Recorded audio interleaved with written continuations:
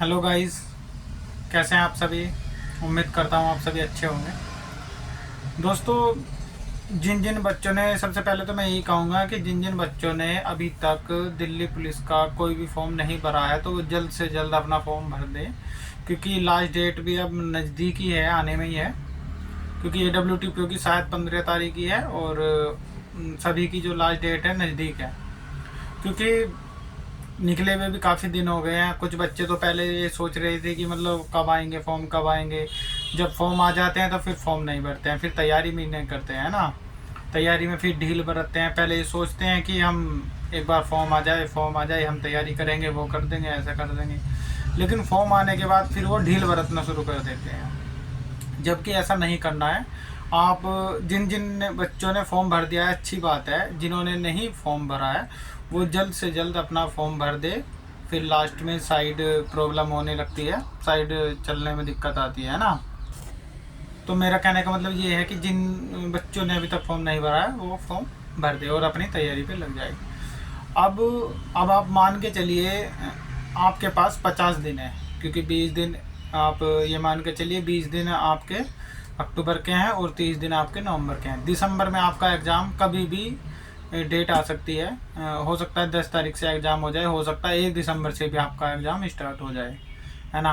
तो उसके बारे में आपको नहीं सोचना है। आप ये सोच के चलिए कि आपके पास अक्टूबर और नवंबर और कुल मिलाकर आपके पास 50 दिन है। तो आप ये मानकर चलिए इन 50 दिन की जो रणनीति है, ये आपका पीक टाइम है, आप मतलब तैयारी करने का। जिन बच्चों की तैयारी पहले से चली आ रही है, इन 50 दिन में जो आपको अपनी तैयारी की जो स्ट्रेटजी बनानी है वो मॉक टेस्ट उनके लिए इज़ द बेस्ट ऑप्शन होता है ना। मॉक टेस्ट आपको ज़्यादा से ज़्यादा मॉक टेस्ट लगाने हैं, क्योंकि अब आपके पास ज़्यादा समय नहीं रहा है।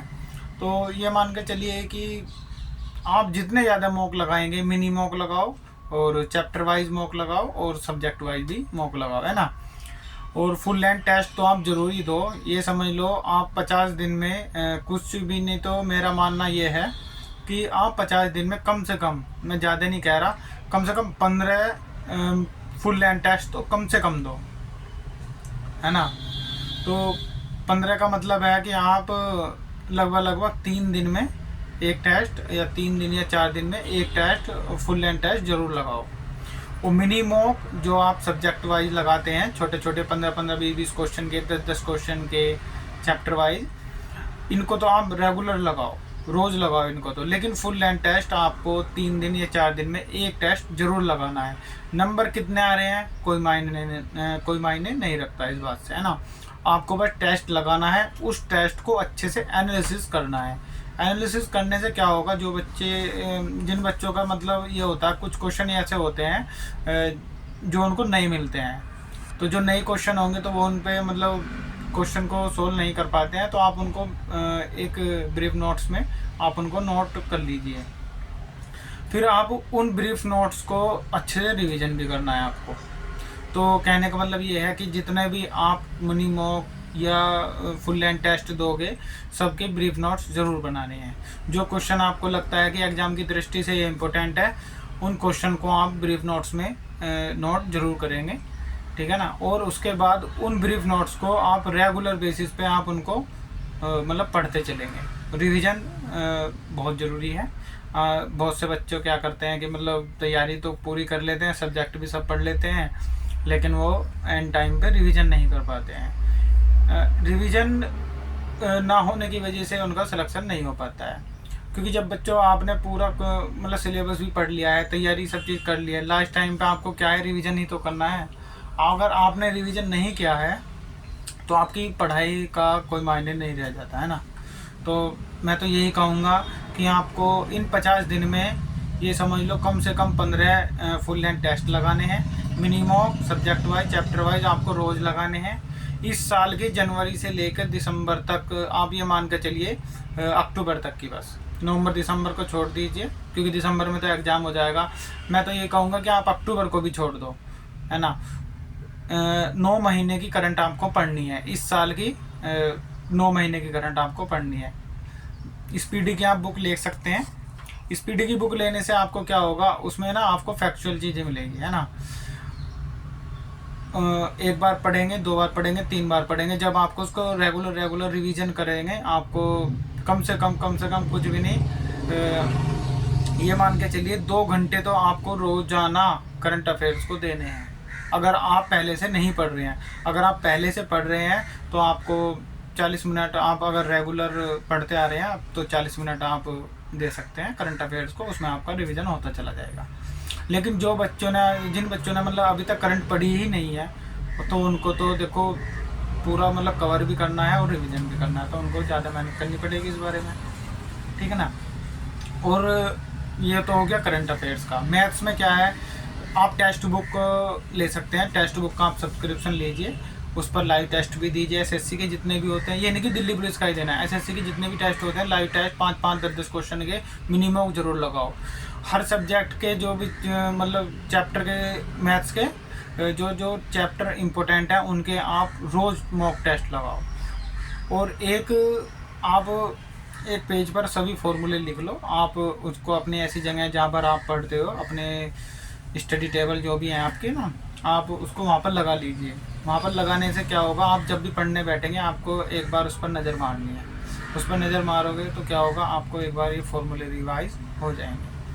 क्योंकि एसएससी में 15 क्वेश्चन मैथ्स के आते हैं, और ये दिल्ली पुलिस में, और 15 क्वेश्चन ये मान के चलिए आप, बहुत से क्वेश्चन तो फॉर्मूले बेस ही होते हैं, 1 लाइनर क्वेश्चन होते हैं, है ना। तो आप अगर जितने आपका अगर बेसिक तैयार होगा ना और फॉर्मूले आपके तैयार होंगे तो आपके मैथ्स के सारे क्वेश्चन हो जाएंगे।